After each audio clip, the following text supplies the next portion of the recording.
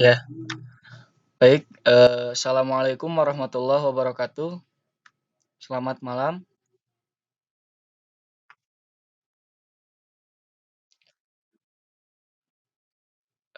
Suara saya terdengar jelas ya? Kalau putus-putus, langsung aja diketik di chat atau diinterupsi aja ya. Baik, sebelumnya saya ucapkan terima kasih kepada Divisi Pendidikan yang telah memberikan kesempatan saya untuk sharing ya, untuk berbagi, membahas tentang soal UAS Dasar Analisis Rangkaian tahun 2019 ya. Sebelumnya ini udah nampil ya, layar yang ada di laptop saya? Apakah sudah nampil? Oke.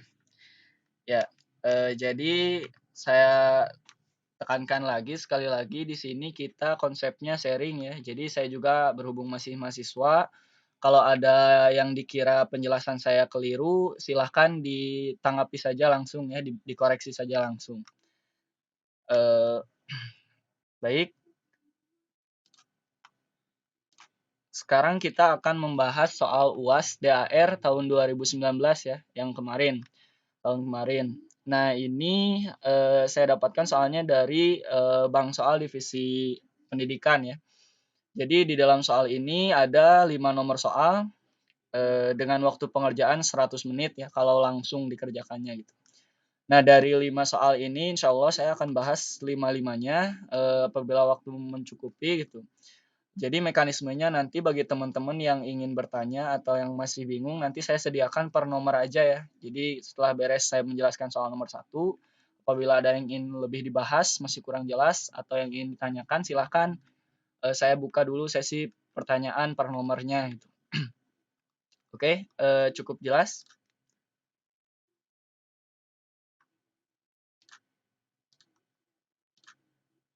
Ya, eh, pembahasan soal ini saya rekam juga ya, karena jaga-jaga takutnya teman-teman ada yang ingin lebih dilihat lagi gitu, nanti akan di-share videonya oleh Divisi Pendidikan. Oke, untuk nomor satu kita akan mulai bahas ya. Jadi di nomor satu ini ada sebuah gambar. Dari gambar di samping soalnya seperti ini. Hitunglah V dan I1 dengan menggunakan metode tegangan titik. Nah, jadi di sini yang ada yang ada notasi V-nya itu adalah tegangan yang ada pada 2,5 ohm, pada resistor 2,5 ohm. Sedangkan I1-nya adalah arus yang mengalir di resistor yang 4 ohm ini dengan menggunakan metode tegangan titik. Nah, seperti apa cara pengerjaannya? Mari kita lihat di PDF yang sudah saya buat ini. Nah, seperti biasa, kalau mengerjakan soal yang seperti ini, kalian usahakan beri tanda tiap titiknya ya. Jadi tiap melewati suatu komponen, maka nama dari titik itu akan berubah. Gitu. Contohnya seperti ini. Nah, saya namai titik yang ini misalkan A, kemudian ada resistor yang melewat, kemudian namanya berubah jadi B, kemudian jadi C, dan seterusnya. Gitu. Sebentar, adan dulu ya rupanya di daerah saya, jadi saya minta waktu 3-5 menit buat dengerin adan dulu ya.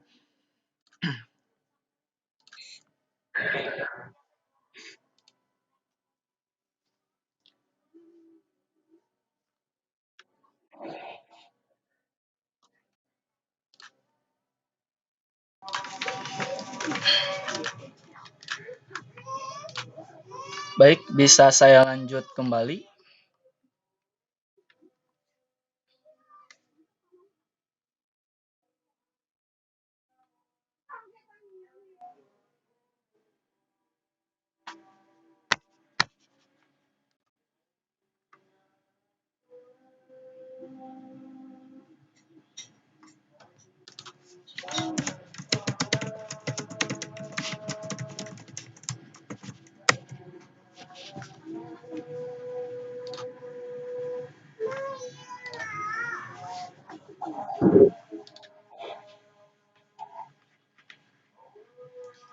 Ya, baik saya lanjut lagi ya. Ya, tadi terakhir kita membahas untuk tips mengerjakan soal yang seperti ini, biasakan untuk memberikan nama atau huruf dari masing-masing titik ya atau node. Seperti ini. Saya kasih contoh untuk nomor satu ini. Tiap titiknya saya beri nama, misalkan ini A, kemudian saya melalui sebuah resistor, titiknya berubah menjadi B, melewati sumber tegangan, titiknya berubah menjadi C, berhubung ini sama satu jalur, jadi titik ini dan titik ini sama-sama C. Nah, begitupun seterusnya ya, saya kasih nama tiap titik dari rangkaian di sini. Nah, kemudian yang ditanyakan hitung V dan I1. Nah, eh, tips untuk mengerjakan soal yang seperti ini juga kita pertama harus mengidentifikasi atau mengenali siapa sih yang kita cari gitu. Misalkan hitung V, berarti yang kita cari itu tegangan yang ada di resistor yang kedua atau VA VAE, VA min VE. Nah, maka kita tulis dulu di sini. V adalah VAE atau VA min VE. Jadi tegangan dari titik A dikurangi tegangan di titik E, maka didapat tegangan di V. Kemudian I1-nya yang mana? I1-nya di sini arus yang mengalir di resistor yang 4 ohm ini. Nah, sesuai dengan hukum arus cabang bahwa hukum arus ya, hukum ohm maksud saya, bahwa untuk mencari arus itu I sama dengan V per R ya. Jadi tegangan yang ada di resistor 4 ohm ini dibagi 4 gitu, dibagi nilai resistansi resistor ini. Jadi dapat dituliskan bahwa I1 sama dengan VF, V di titik F, dikurangi V di titik D, kemudian dibagi dengan 4 ohm.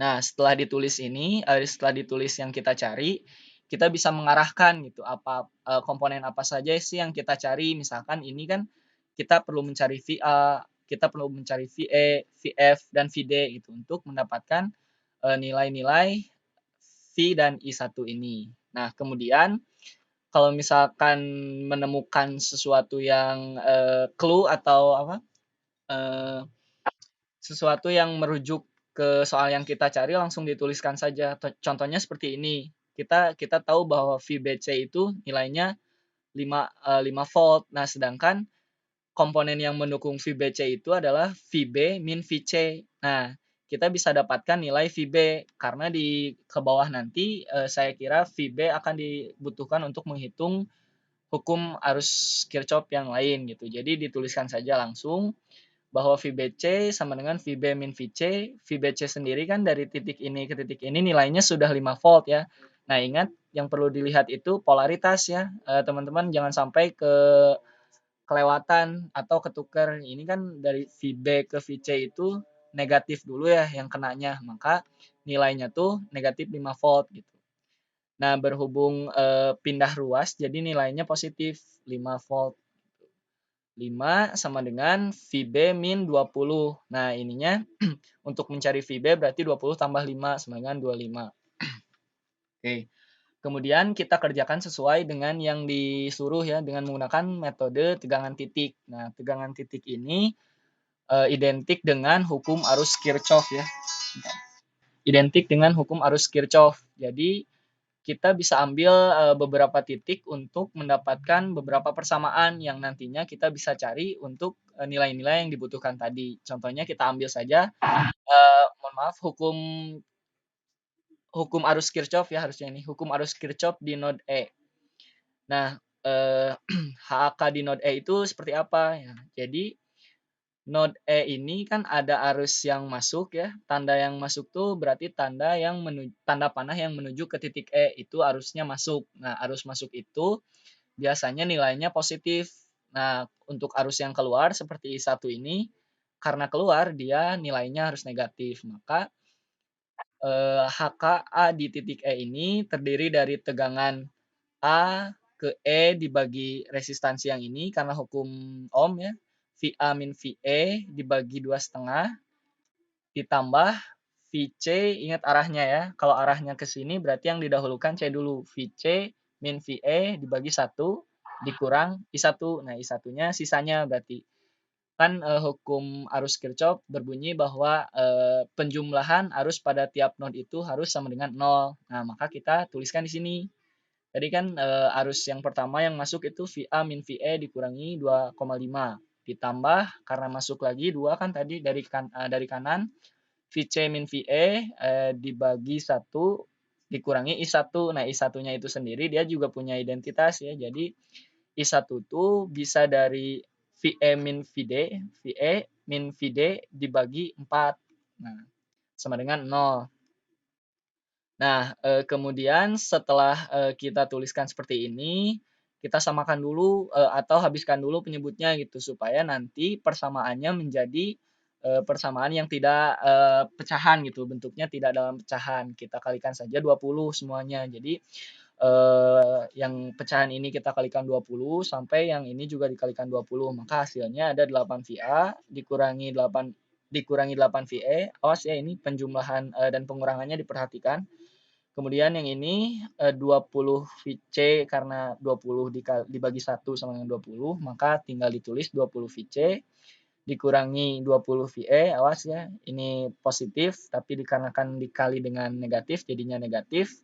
Kemudian min 20 bagi 4, 5 dikali VE min 5 VE. Nah, harusnya ini kan ada ditambah 5 VD. Nah, kita juga harus tahu bahwa VD itu kita jadikan sebuah referensi atau ground yang nilainya 0.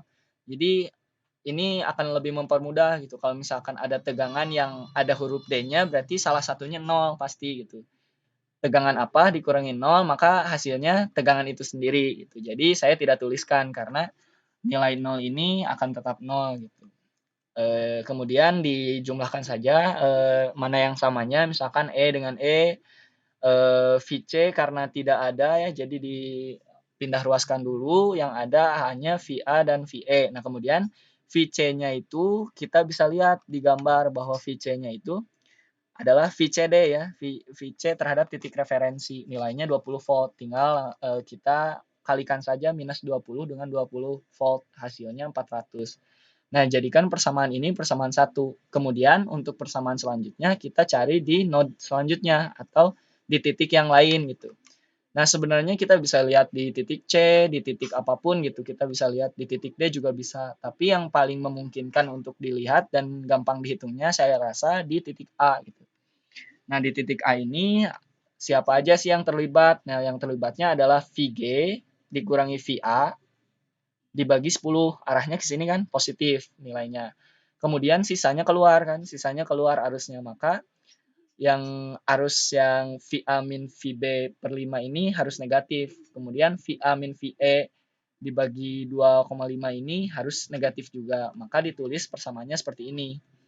VG min VA dikurangi dibagi 10 dikurangi VA min VE per 2,5 dikurangi VA min VB dibagi 5. Nah, ini kan yang tadi masuk cuma 1 nih. Yang positif cuma 1, sisanya negatif. Nah, kemudian sama lagi metodenya. Kayak tadi dikalikan 10 supaya penyebutnya sama gitu atau bisa tanpa pecahan gitu, tidak jadi pecahan, agar lebih mudah. Nah, saya kalikan 10, yang ini jadi habis ya, 10 bagi 10 1, 1 dikali VG, VG dikali minus VA tetap dikurangi ini 10 bagi 25 4 kali VA 4 VA ditambah ini kan negatif nih dikali negatif jadi positif kan ditambah 4 VE dikurangi 10 bagi 2 2 dikali VA 2 VA ditambah 2 VB sama dengan 0. Sama aja pengerjaannya ke bawahnya tinggal kalian samakan gitu. Mana yang bisa dijumlahkan, mana yang disisakan dulu. Nah, di sini tersisa seperti ini. Minus 7 VA ditambah 2 VB ditambah 4 VE tambah VG sama dengan 0. Nah, lihat bahwa VB tadi kita kan sudah cari. Nah, keuntungan kita tentukan dari awal, kita bisa pakai langsung gitu. VB nilainya 25. Maka kita tinggal masukkan ke sini. Otomatis variabel yang ada di sini semakin sedikit dan semakin dekat ke nilai persamaan yang kita cari gitu. Minus 7 VA, VA belum diketahui, langsung tulis ulang saja. Nah, tadi kan 2 VB, VB-nya 25 dikalikan saja, jadi 50 kan.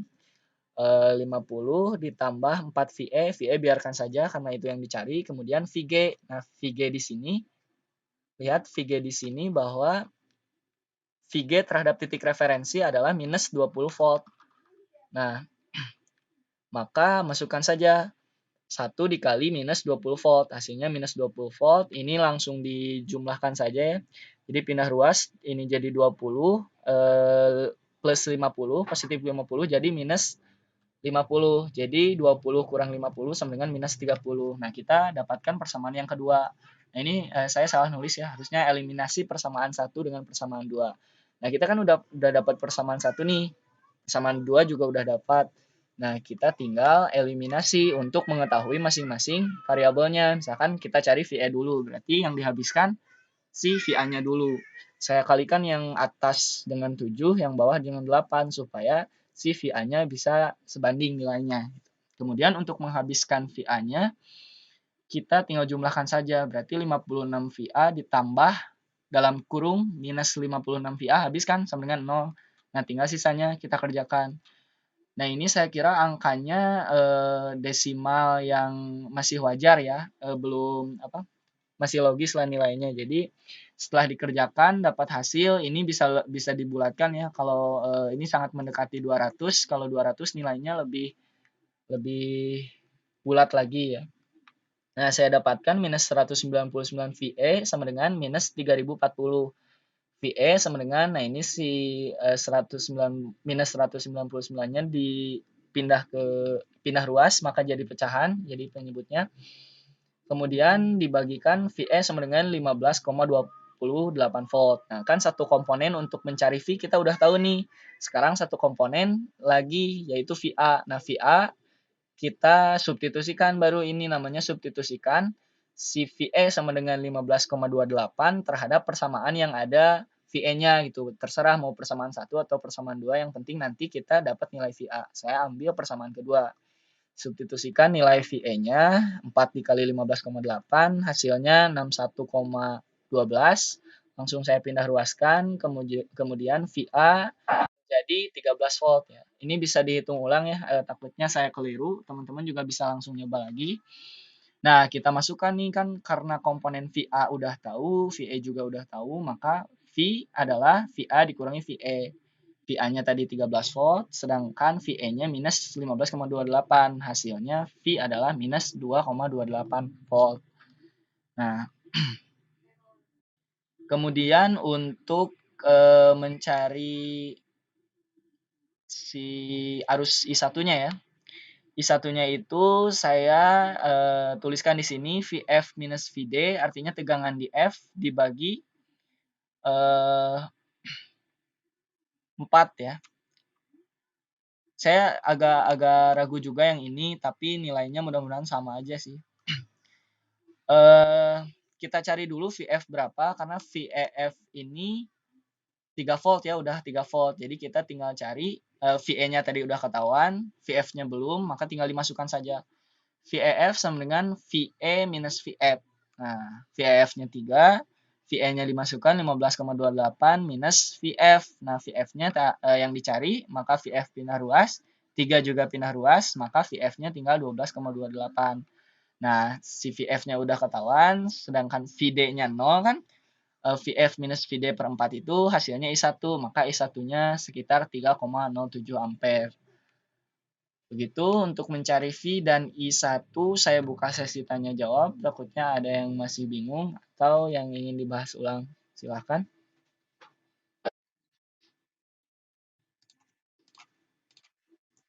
Iya,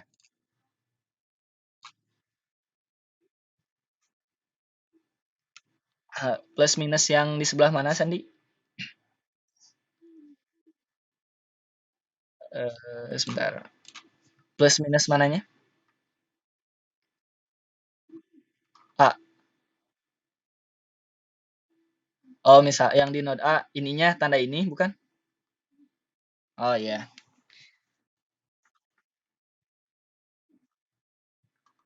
oke. Saya jelaskan ulang ya. Jadi, sebelumnya udah tahu kan misalnya kalau, kita ingin tahu tegangan tegangan tuh terdiri dari 2 titik ya. Jadi misalkan VAE itu adalah VA min VE. Itu udah tahu ya? Udah paham ya konsep yang itu? Misalkan ini VBC itu VB min VC gitu. Begitu, sudah tahu kan itu konsep seperti itu, Sandi?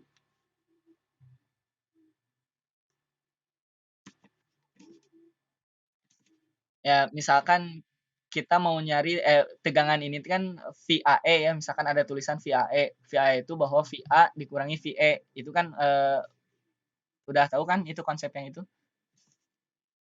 Ya. Nah, kalau sudah paham seperti itu, jadi sama seperti alangkah lebih baiknya ya. Saya tadi kan caranya cepat ya, jadi langsung gitu. Misalkan VA min VE per 2,5 gitu.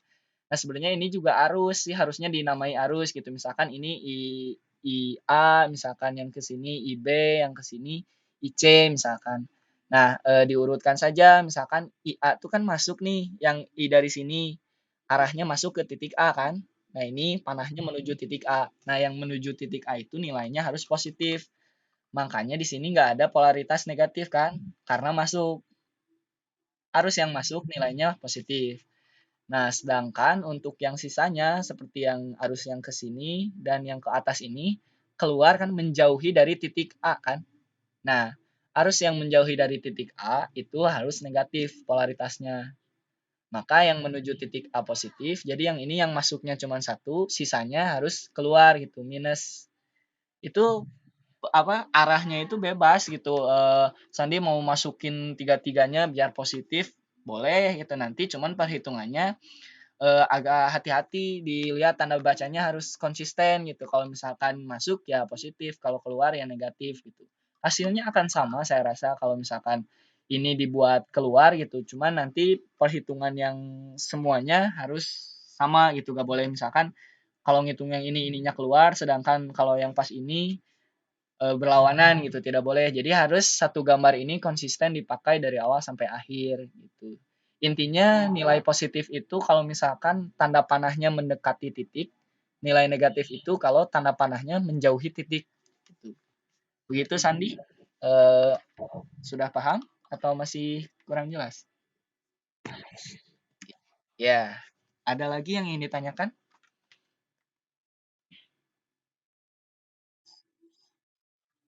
Ya.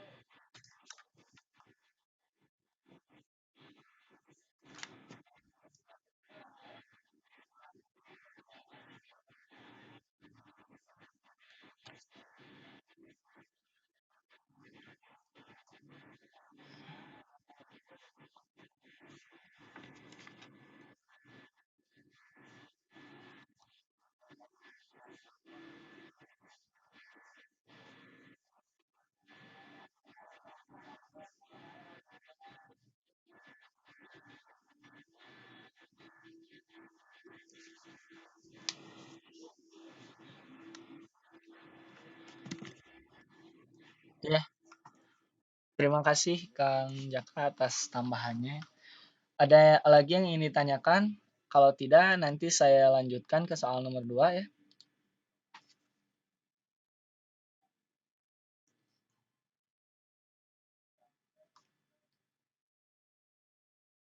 Ya, ya, gimana?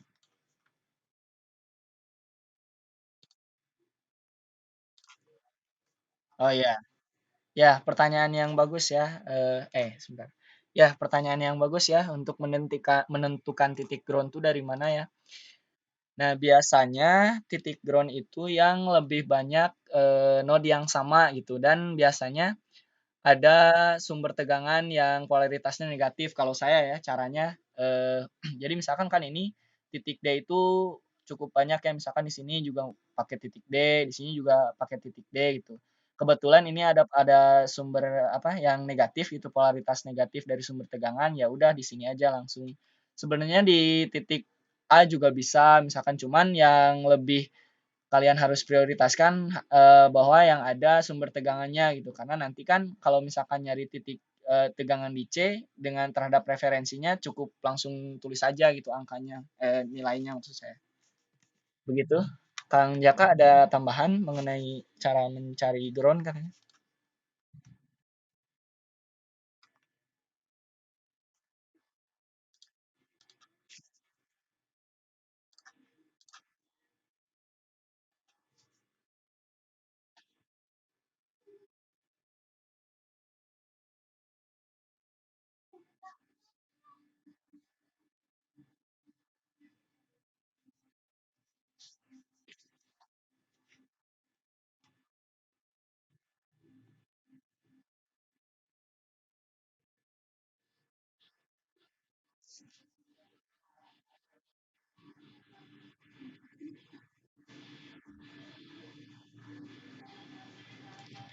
Ya,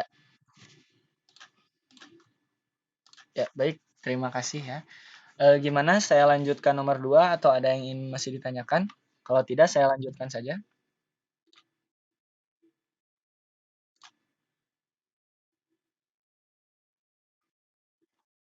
Oke, siap. Terima kasih. Saya lanjutkan ke nomor 2 ya. Jadi untuk nomor 2, nah ini nomor 2 ini berkaitan dengan metode arus loop ya. Saya lihat dulu soal mentahnya seperti apa. Nah, ditanyakan hitung V dengan menggunakan sebentar. Oh, ya. Hitung V dengan menggunakan metode arus loop. Nah, arus loop ini ingat kalau metode arus loop berarti kita bermain dengan hukum tegangan Kirchhoff atau yang kita jumlahkan, yang kita operasikan itu biasanya tegangan. Nah, di sini ada 3 kotak. Jadi yang paling pertama kali dikenali dari rangkaian dengan pengerjaan metode arus loop itu kita hitung dulu kotaknya ada berapa. Karena kotak ini menentukan jumlah loop yang harus kita buat. Misalnya ini kan ada 3 kotak nih, maka loopnya itu harus kita bikin 3, minimal 3 untuk mendapatkan persamaan-persamaan yang nantinya nilai yang dapat kita cari akan mudah diketahui.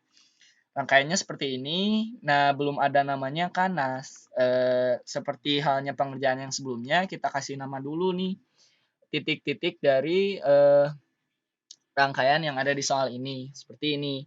Contohnya yang atas, saya mulai dari pojok kiri atas, saya kasih nama A, karena ini diparalelkan ya, maka tidak melewati komponen, maka tetap A, masih A, titik selanjutnya juga masih A, kemudian di sini ada resistor, titiknya berubah jadi B, kemudian saya bergerak ke bawah, titiknya jadi C, nah ini karena semuanya satu baris ini nyambung gitu, jadi titik ini C semua, nah ingat di sini jangan sampai kelewat ya, di sini dari C ke sini ada sumber tegangan. Nah, maka notasinya berubah menjadi D. Ada 4 titik, ada titik A, B, C, dan D. Pengambilannya bebas, tergantung nyamannya kalian mengerjakan seperti apa, tapi ingat konsisten ya. Jadi pengerjaannya nanti tidak kebingungan. Kemudian yang ditanyakan hitung V dengan metode arus loop. V itu adalah tegangan yang ada di sumber arus 1 ampere ini. Nah, bagaimana caranya? Pertama, kita tentukan dulu arah atau tentukan dulu loop-loopnya. Nah, di sini saya buat 3 buah loop. Loop pertama ini adalah loop yang ada di sumber arus 5 ampere, 5 miliampere. Oh ya, tipsnya untuk metode arus loop ini, jadi kalau ada sumber arus seperti ini, langsung aja gitu dikasih loop gitu, dikasih loop di sumber arus yang ada di sini. Karena apa? Nanti nilainya bisa langsung kita tentukan seperti ini gitu. Nah, begitu juga arus loop yang lain gitu, dengan sumber arus yang lain, dengan catatan satu sumber arus loop ini hanya boleh dilalui oleh satu loop gitu. Jadi nggak boleh di sini ada loop lagi gitu. Misalkan kita bikin, jadi si sumber arusnya ada 2 loop yang melewatinya, itu tidak boleh. Jadi harus satu. Ini kan cuma satu nih yang lewat ke sininya, nggak ada campur tangan yang lain gitu. Begitu juga yang ini cuma satu kan. Nah, kalau sumber tegangan boleh. Sumber tegangan ini kan saya dilalui loop 2 dan loop 3. Nah, untuk arah loopnya bebas, sebenarnya bebas sama kayak penentuan node juga. Hanya saja di sini untuk mempermudah, misalkan arah arusnya itu nantinya kalau kalian putar sama-sama gitu. Kalau arahnya menuju arah yang sama, maka nilainya akan positif loopnya gitu. Penjumlahan loop 1 dan loop 2-nya akan terjadi penjumlahan gitu. Kalau misalkan yang antara loop 2 dan loop 3 ini kalian putar sama-sama gitu, maka si itunya akan bertabrakan gitu.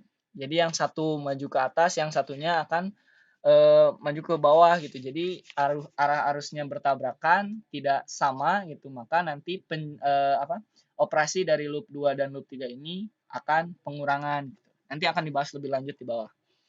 Oke, langsung saja. Jadi loop yang pertama kita namakan I1, loop kedua I2, loop ketiga I3. Nah, untuk loop 1 dan loop 3 kita langsung bisa ketahui nilainya karena I1 itu ada sumber arus 5 ampere. Jadi otomatis dia nilainya 5 ampere. Loop I1 sama dengan 5 mili ampere. Kemudian yang ada sumber arusnya juga yang mana? Yang ini. Loop I3 sama dengan 1 mili ampere. Tinggal kita cari satu loop lagi, yaitu loop 2. Nah, di loop 2 ini terdapat beberapa pengerjaan ya, maksudnya operasinya gitu. Kita bahas satu persatu. Misalkan saya mulai dari titik VAC. VAC itu hukum Kirchhoff tegangan itu membuktikan bahwa penjumlahan tegangan pada satu loop itu misalkan satu putaran ini sama dengan 0 gitu. Jadi kita menjumlahkan tegangan pada tiap-tiap komponen itu nilainya harus sama dengan 0. Nah, saya mulai dari titik A, kemudian akhirnya juga harus ada di titik A lagi. Begitu ketentuan hukum Kirchhoff tegangan.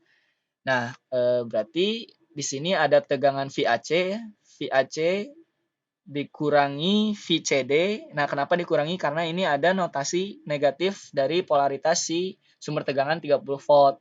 Kemudian ini ditambah VDA.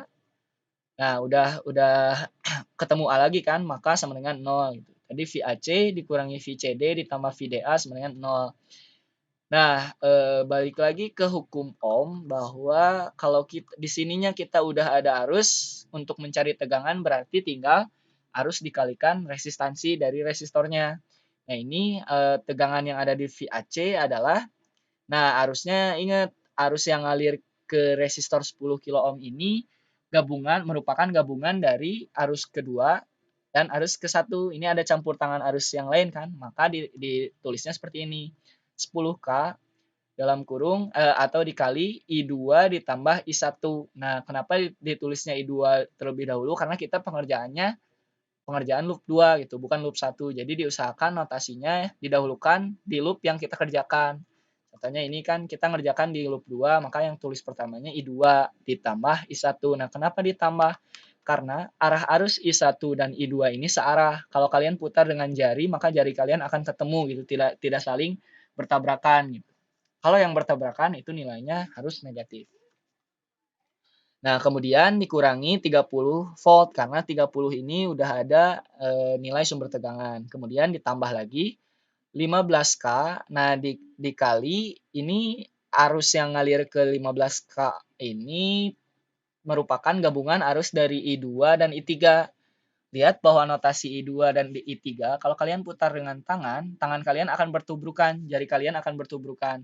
Maka nilai operasi dari arus ini harus dikurangi gitu, dikurangkan. Maka 15K adalah dikali I2 dikurangi I3 karena tadi arah arusnya berlawanan. Sama dengan 0. Nah, ini semua komponennya sudah masuk, tinggal kita masukkan saja loop yang udah diketahui tadi, misalkan loop I1 5 mA kita masukkan di sini. Alangkah lebih baiknya sih dioperasikan dulu semua variabelnya sampai jelas seperti ini gitu. Misalkan 10K dikali I2, 10K I2 ditambah 10K I1 ditambah misalkan yang ada variabelnya dulu 15K I2 dikurangi 15K I3. Nah, si 30-nya ini biasanya dipindah ruaskan gitu karena dia nilainya sudah dalam bentuk angka. Nah, kemudian di sini kita jumlahkan dulu gitu yang samanya. Ini kan I2 ada yang sama gitu. Jadi 10 ditambah 15K sama dengan 25K I2. I1-nya ditulis ulang saja karena cuma satu. Nah, I3-nya ditulis ulang lagi karena cuma satu juga. Nah, ini kan kita udah ketahui nih nilai I1 sama dengan 5 mA, nilai I3 sama dengan 1 mA, maka tinggal disubstitusikan nilai-nilai itu. I1-nya kita masukkan 5 mA. Nah, ingat bahwa kilo itu kali 10 pangkat 3 ya. Sedangkan mili itu kali 10 pangkat min 3. Jadi kalau ada kilo dikali mili itu saling habis gitu. Jadi tinggal kita kalikan saja. Coret kilo dan mili tinggal kalikan saja 10 kali 5 50 misalkan. Ditambah 25 KI2 karena I2 ini yang kita cari kan, yang belum ada nilainya. Kemudian dikurangi 15 kali 1 kan tadi K-nya udah kita coret. Dikurangi 15, maka kita kelompokkan saja yang udah jadi angka, kita pindah ruaskan. Jadi 30 ditambah ini asalnya negatif, pindah ruas jadi positif. Asalnya positif, pindah ruas jadi negatif. Dijumlahkan maka hasilnya 25K I2 sama dengan minus 5. Nah, I2-nya si 25K ini pindah ke bawah. Maka didapat nilai I2-nya sama dengan minus 0,2 mA. Abaikan saja kalau misalkan kenapa sih hasilnya negatif, ya belum tentu positif semua kan nilainya, biarkan saja gitu kalau nilainya negatif. Kemudian di sini ada kita kan mau nyari VBC ya. Notasi V ini menunjukkan tegangan dari titik B ke titik C. Maka tegangan di sini adalah tegangan VBC. Yang VBC itu sendiri bisa kita cari di VABCA ini gitu. Jadi di loop ini kita bisa cari VBC. Untuk lebih jelasnya di bawah sudah saya tuliskan. Nah, yang pertama VAC. VAC merupakan gabungan dari VAB ditambah VBC. Nah, ini untuk kita pindah ruaskan untuk tahu si VBC itu terdiri dari tegangan apa aja sih. Nah, yang ini kan VAC. VAC itu kan sama dengan VAB ditambah VBC. Nah, VBC-nya yang kita cari, maka VBC adalah VAC dikurangi VAB. Jadi tegangan yang ada di titik A ke titik C yang ini dikurangi tegangan titik A ke titik B, maka sisanya VBC kan. Nah, itu yang akan kita cari, VBC. Kemudian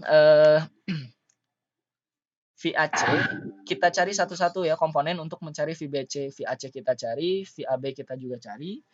Seperti apa? Jadi VAC itu kalau kita lihat di sini, VAC adalah VAD ditambah VDC.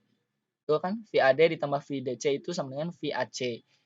Nah, kita masukkan saja VAD itu berapa sih nilainya? Nah, VAD itu karena dari tegangan A ke tegangan D itu VAD itu merupakan 15 kilo dikali arus kedua ditambah arus ketiga gitu.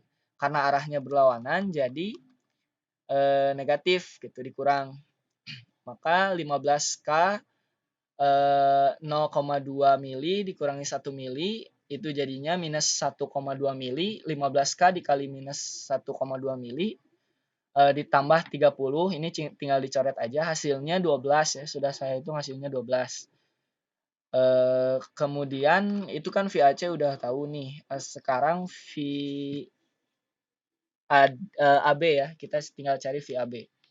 Nah, VAB itu sendiri kita bisa tahu bahwa VAB itu adalah arus yang mengalir ke si komponen yang resistor 2K ini. Nah, ingat bahwa arus yang di sini yang mengalir ke sini itu kan yang kita cari nilai tegangan VAB.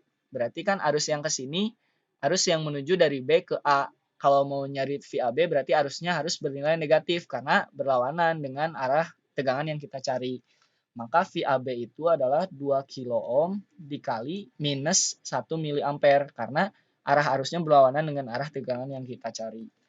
Kemudian kita masukkan lagi nilai-nilai yang kita dapat tadi, VBC sama dengan V kan, titik B ke titik C itu sama dengan V yang kita cari. Maka VBC sama dengan VAC min VAB, masukkan saja nilainya, hasilnya 14 volt.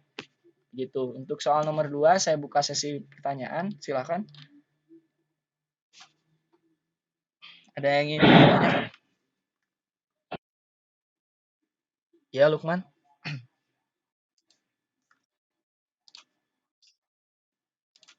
Ya,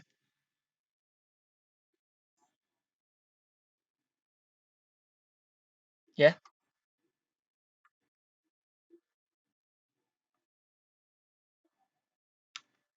iya. Oke. Sesuai arah arus ya. VBA berarti di sininya juga harus minus juga kan, jadi gini, ya VAC itu kan eh, dari VBC dulu deh. VBC itu kan VAC dikurangi VAB gitu. Kalau misalkan ininya dibalik untuk mempermudah aja sih bisa aja, cuman konsisten gitu. Pada saat mencari VAB yang dicarinya juga harus VBA gitu, dibalik juga. Dan si penjumlahan ini juga bukan VAB, berarti ditambah VAB, bukan ditambah VBA, mohon maaf, bukan dikurangi VAB. Gitu kan? Karena polaritasnya dibalik ya. Sama aja, bisa aja gitu. Cuman untuk mempermudahnya mending mengikuti dari dari VAC, misalkan titik VAC ini kan dari titik A ke titik C. Nah, kalau VAC dikurangi VAB, maka tinggal tersisa ini gitu. Kalau ininya dibalik takutnya salah dalam menentukan polaritas gitu. Alangkah lebih baiknya saya sarankan untuk mengikuti gitu. Terserah, itu sama aja sih hasilnya. Saya rasa begitu, Lukman.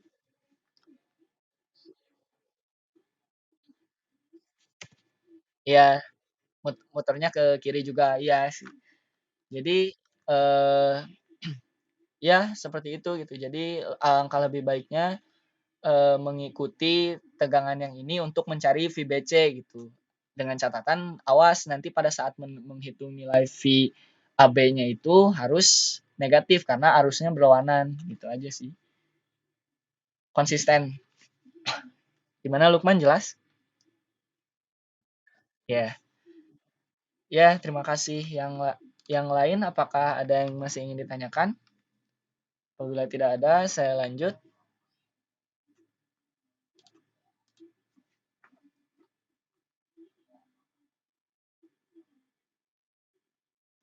Bagaimana? Dilanjut aja atau masih ada yang ingin ditanyakan?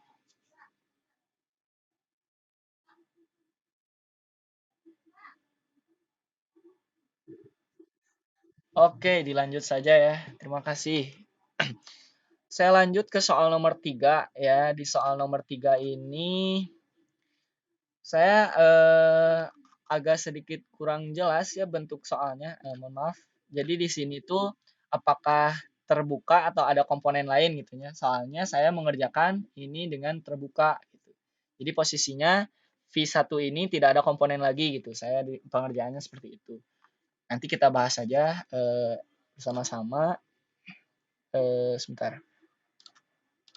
Mic. Oh ya, udah buka. Oke, di soal nomor 3 ini terdapat suatu rangkaian. Nah, di sini yang ditanyakan adalah hitung V dan V1 pada rangkaian di samping. V-nya itu adalah tegangan yang ada pada resistor 3 ohm, sedangkan V1 adalah tegangan yang ada di terminal ini, gitu, yang terminal terbuka ini. Nah, saya sudah kerjakan. Nah, ini metodenya tidak ditentukan ya menggunakan metode apa, tapi saya lebih memilih untuk metode pembagi arus atau pembagi tegangan karena akan lebih mudah. Eh, sebentar. Oke. Soal ketiga. Nah, ini soalnya seperti ini. Seperti biasa pada saat pertama menjawab kita namai dulu si titik-titik yang ada di sini.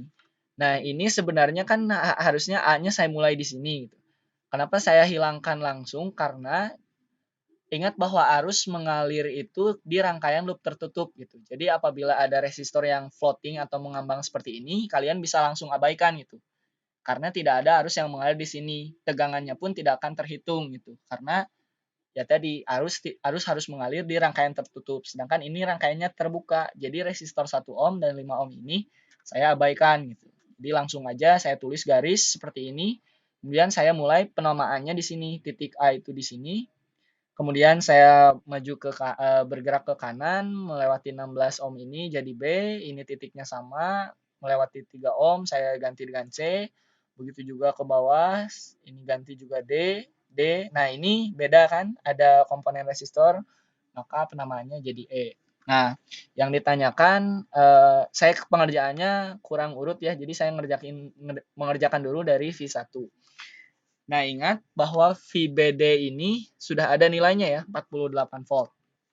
Nah, berdasarkan konsep pembagi tegangan, misalkan ya, kita ingin mencari tegangan VAE. Nah, konsep pembagi tegangan itu kan misalkan kita ingin cari tahu tegangan di VAE, maka resistansi yang ada di sana kita tulis ulang itu 12 ohm. 12 dibagi resistor yang ada di sekitar itu gitu. Kalau misalkan resistornya ada 2 berarti terhadap pembagi tegangan terhadap 2 resistor gitu. Maka di bawahnya itu penyebutnya itu merupakan penjumlahan dari resistor yang kita cari gitu. Misalkan di sini kita cari tegangan yang 12, kita tulis resistor yang tegangan yang kita cari, kemudian penyebutnya kita jumlahkan 12 dijumlah 12 dijumlah 16 dikali tegangan yang mana? Dikali tegangan yang masuk di sini itu dikali 48 volt. Maka V1-nya sudah langsung saya dapatkan 12 ini dijumlahkan 12 tambah 12 tambah 16 sama dengan 40 dikali 48. Nilainya 14,4. Sudah langsung dapat kan nilai tegangan yang ada di VI ini. Kemudian untuk V juga sama konsepnya dengan konsep pembagi tegangan juga kalau saya pengerjaannya ya. Dengan catatan bahwa VBD itu merupakan sama gitu ya, paralel karena tegangan karena rangkaiannya paralel. Jadi tegangannya sama gitu. Tegangan di sumber tegangan ini dengan tegangan di resistor ini maaf, sama gitu nilainya. Maka untuk mencari V V itu konsepnya adalah dengan pembagi tegangan 3 ohm atau R di V yang kita cari, di titik V yang kita cari, kemudian dibagi dengan penjumlahan dari resistor 1 dan resistor 2 yang ada di sekitar tegangan yang kita cari. Jadi seperti ini. V sama dengan 3 per 3 tambah 3 kali 48. Nah, 48 ini tegangan input yang ada di sini. Nah, tegangan VBD itu kan sudah diketahui bahwa nilainya 48, maka tinggal dikali saja. 3 per 9 dikali 48. Hasilnya 16 volt dan 14,4 volt. Begitu cukup singkat rupanya jawaban untuk nomor 3. Tapi itu konsepnya harus dibaca ulang ya, konsep pembagi tegangan. Kalau misalkan 2 resistor bagaimana cara pengerjaannya, kalau 3 seperti tadi kan 12 tinggal ditambah saja 12 tambah 12 tambah 16 kali input tegangan yang masuknya gitu. Begitu, ada tambahan dulu atau mungkin ada yang ingin ditanyakan?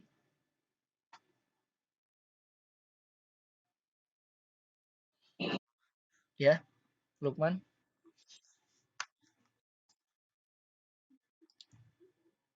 Sebentar. Resistor yang 6 ohm. Ya, karena tegangan di resistor 6 ohm sudah ketahuan kan 48 volt. Sama kan satu jalur gitu. Jadi ke sini dia ngalirin 48, ya ke sini juga ngalirin 48. Jadi kita tidak hitung lagi gitu nilai tegangannya gitu. Atau ada yang punya konsep lain dalam pengerjaannya gitu? Boleh di-sharing di sini.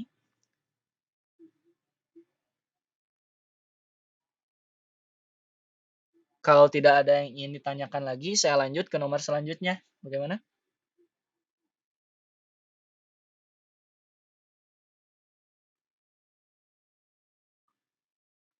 Dilanjut, oke. Nanti bisalah kalau misalkan saya ada waktu luang gitu, kalian bisa kontak saya secara pribadi ya. Nanti saya insya Allah bisa membantu kalian apabila masih ingin dijelaskan ulang. Gitu. Oke, untuk mempersingkat waktu, saya lanjutkan lagi ke soal, sebentar. Oke, ke soal nomor, ya, ke soal nomor 4 ya.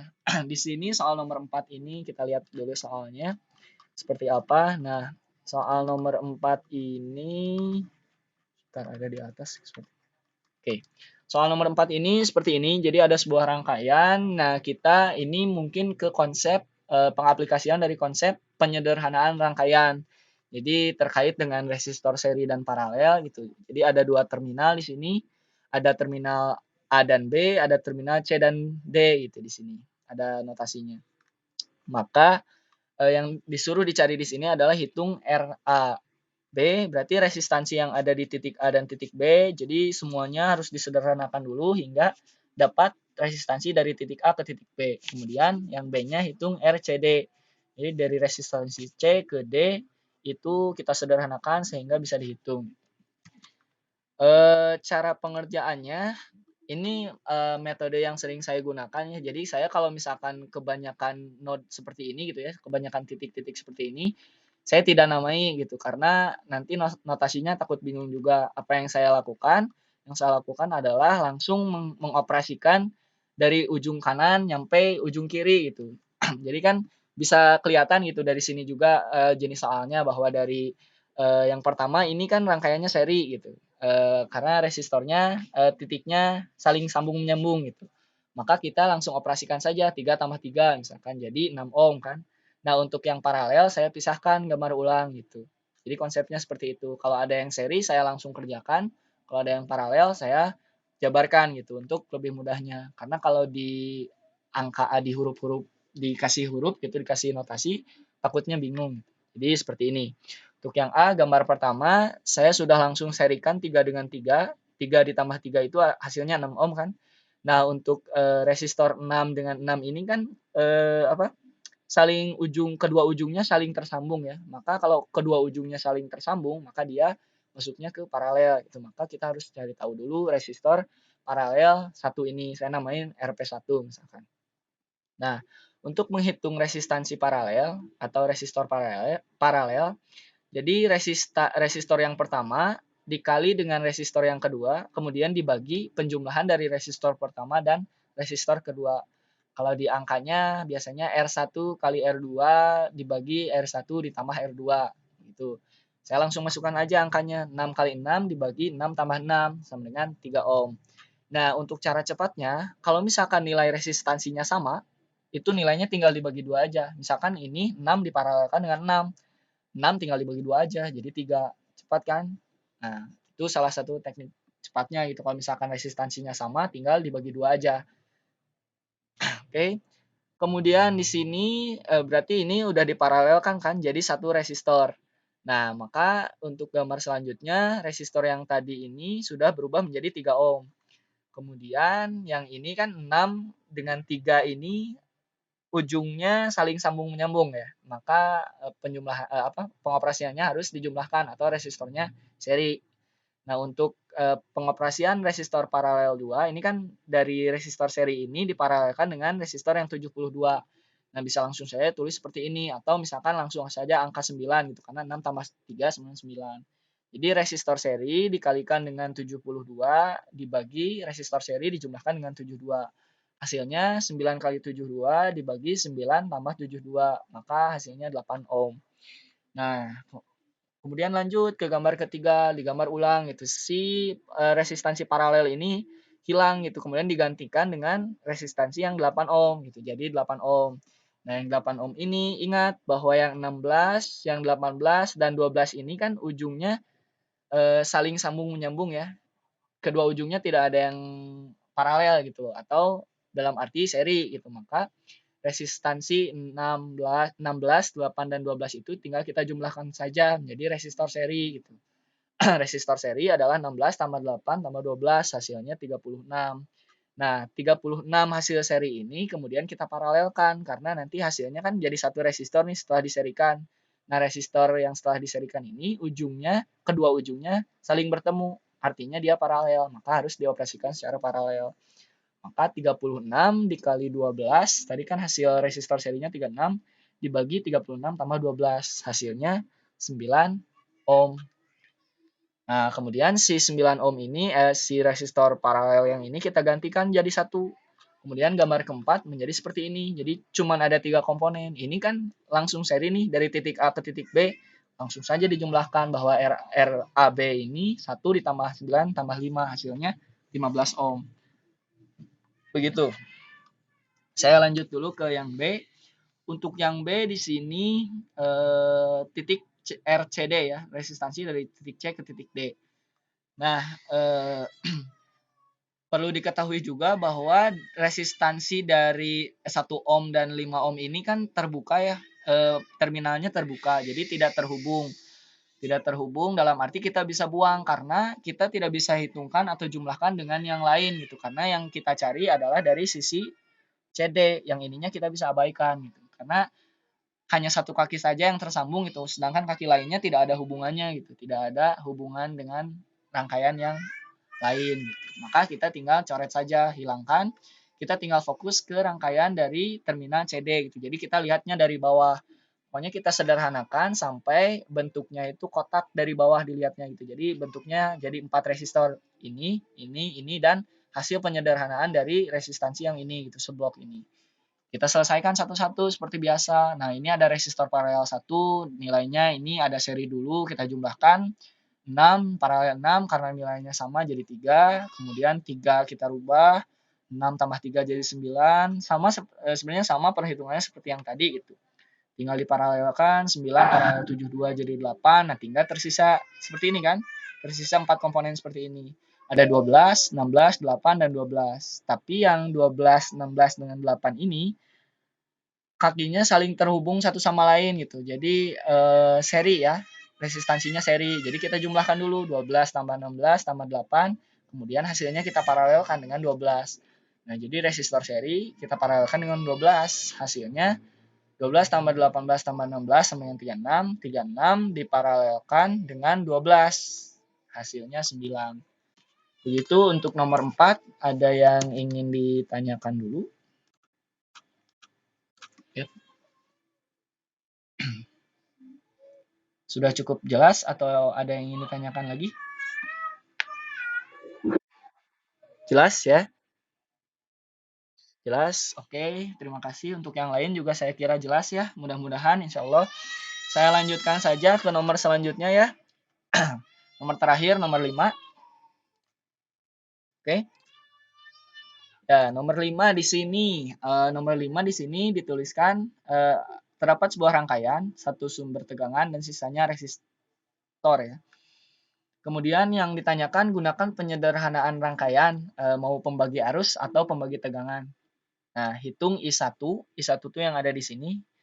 Arus yang mengalir di resistor yang kedua ini I1. I2 arus yang mengalir dari 6 ohm ini, kemudian V itu di sini. Nah, biasanya pengerjaannya itu kalau misalkan yang ditanya arus yang menggunakan pembagi arus gitu. Kalau yang ditanyakan tegangan biasanya menggunakan pembagi tegangan. Tapi itu tergantung tergantung kalian lebih terbiasa menggunakan pencarian yang mana gitu, karena tidak memungkinkan bahwa semuanya bisa dicari dengan hukum pembagi tegangan gitu. Seperti yang akan saya bahas ini, semuanya saya akan bahas dengan pembagi tegangan gitu, karena nanti ada kalanya kita satu kali menghitung udah langsung dapat semuanya gitu dengan mencari menggunakan pembagi tegangan seperti itu. Langsung aja saya bahas nomor 5 ini. Nah, untuk mencari I1 itu kan tegangan arus yang mengalir di resistor yang 2 ohm ini. Nah, untuk mencari nilai yang ada di 2 ohm ini, sederhanakan dulu rangkaiannya supaya jadi 2 resistor seperti ini. Nantinya kita bisa cari. Nah, kemudian itu kan penyederhanaan resistor ya. Misalkan ada yang seri, kita serikan dulu, kemudian kita paralelkan, serikan, paralelkan lagi sehingga tersisa 2 resistansi seperti ini gitu. Nah, kemudian yang ini 2 tambah 1, 3 ohm, paralel dengan 3, hasilnya 2 ohm. Sama saja pengerjaannya seperti yang tadi. Kemudian ininya diganti dengan 2 ohm, 2 tambah 2 jadi 4, 12 paralel 4 jadinya 3. Nah, kemudian tersisa resistansinya 3, 2. Nah, untuk mencari I1, nah I1 ini kan ingat bahwa nilai arus itu nilainya akan sama gitu kalau hubungannya seri gitu. Sedangkan kalau paralel arusnya pasti akan bercabang atau berbeda. Nah, sedangkan di sini kan arusnya satu jalur ya, maksudnya satu loop tertutup gitu, maka nilainya akan sama gitu, arusnya tidak ada yang berbeda. Yang berbeda itu tegangan kalau seperti ini. Nah, kalau untuk mencari arus yang mengalir di I1 ini, kita tinggal bagikan 20 volt dibagi resistansi serinya itu 2 ditambah 3. Nah, 20 dibagi 5 sama dengan 4 ampere. Maka I1-nya udah tahu kita 4 ampere.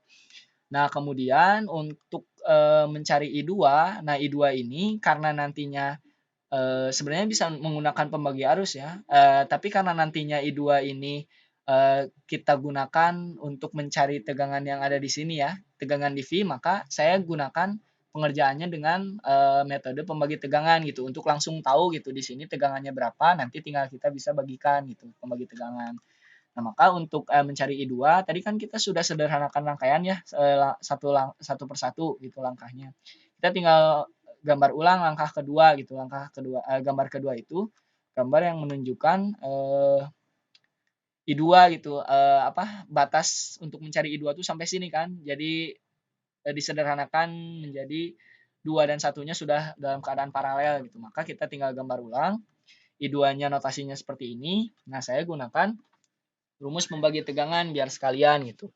Dengan ketentuan bahwa I2 adalah V2, tegangan di 2 ini dibagi dengan 2 ohm gitu. Bukan R2 ya, ini 2 ohm gitu. Nah, kita tahu bahwa V2 itu merupakan pembagi tegangan dari 2 dibagi 2 ditambah 2 dikali V1 gitu kan, dikali tegangan yang ada di sini.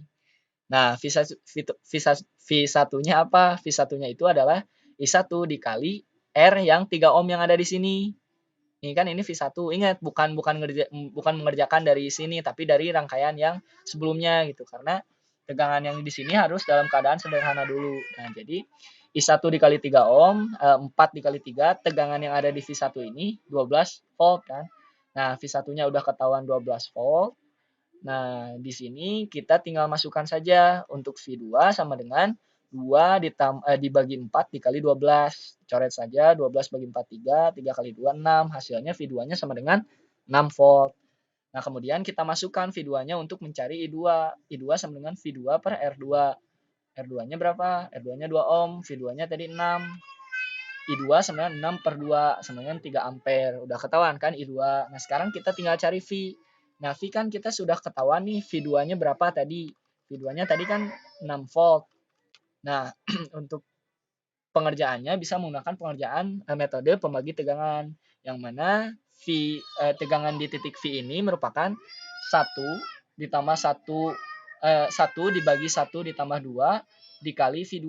Nah, V2-nya 6, 1 per 3 dikali 6. Maka hasilnya V-nya sama dengan 2.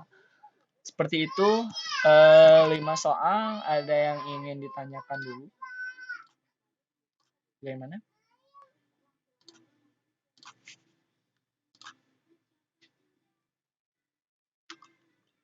Ada yang masih ingin ditanyakan? Bagaimana? Saya hanya bisa membahas soal yang itu ya, soal yang tahun 2019 aja gitu, karena waktunya yang terbatas. Jadi mudah-mudahan teman-teman bisa cepat memahami gitu. Jangan lupa latihan soal juga, karena untuk mata kuliah seperti ini harus diperbanyak latihan soal ya, tidak cukup hanya membaca pengerjaan saja gitu. Silahkan dicoba saja masing-masing gitu. Apabila ingin didiskusikan di luar jam ini boleh, selagi waktu saya ada gitu, atau tim pengajar yang lain bisa ditanyakan juga.